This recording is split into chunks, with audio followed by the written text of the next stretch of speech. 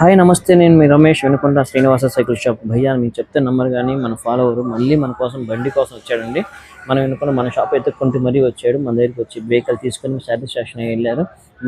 మా వీడియో తీసుకున్నా అని చెప్పేసి పాపం భయ్యాని కోఆపరేట్ చేసి వీడియో తీపిచ్చెళ్ళారు. అట్లనే మన కస్టమర్ చాలా దూరం నుంచి వచ్చారు, సైకిల్ రిపేర్ చేయించుకొని వెళ్ళారు. అలానే మన వెనుకొండలో మనకి వర్షటల్ స్కూటర్ ఈరోజు 2 రోజుల నుంచి మనం అడుగుతున్నారు. ఈరోజు మంచి రోజు అని చెప్పేసి లైన్ చేసి పెట్టండి, వెహికల్ తీసుకెళ్తామని చెప్పేసి మన దగ్గర అడ్వాన్స్ ఇచ్చి వెళ్ళాడు అన్నయ్య. వెనుకొండ అన్నయ్య ఇది కందిపప్పు మిల్లు. థ్యాంక్ యూ అన్న.